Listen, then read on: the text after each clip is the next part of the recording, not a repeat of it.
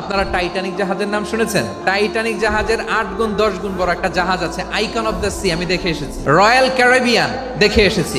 সাগরের সামনে জেটিতে যখন দাঁড়ালাম, জাহাজটা যখন যায়, আমার মনে হচ্ছে একটা শহর, গোটা শহর, the entire city is floating on the water.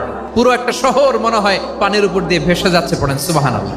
এই যে আইকন অফ দ্য সি, এই ক্রুজ, এই জাহাজটা, এটার ভেতরে স্টেডিয়াম আছে, সুইমিং পুল আছে, শপিং মল আছে, রেস্টুরেন্ট আছে, ক্লাব আছে, 3000 4000 রুম বিশিষ্ট, কক্ষ বিশিষ্ট হোটেল আছে। এই সবগুলোর নিয়ে এগুলো চলে সাগরের দোলার মধ্যে, জলোচ্ছ্বাসের মধ্যে। এই সাগরের ভেতরে এই জাহাজগুলোর ভাষায় রাখছে কে?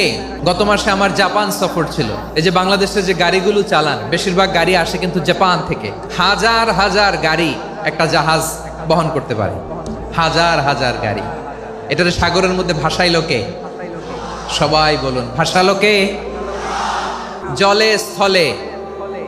আমি চলাচলের যানবাহনের ব্যবস্থা করেছি। আমরা স্থলে ঘোড়ার উপরে চড়ি, উটের উপরে চড়ি, গাড়ির উপরে চড়ি। এই যে গাড়ির ইঞ্জিন বানাইছি আমরা, এটার মেধা দিয়েছে কে? আবার সাগরের মধ্যে আমরা নৌযান, জলযান, বড় বড় জাহাজ দিয়ে এক মহাদেশ থেকে আরেক মহাদেশ যাই, এক দেশ থেকে মালামালগুলো আরেক দেশে পাঠাই। সাগরের ভেতরে নৌকাগুলোরে ধরে রাখলো কে?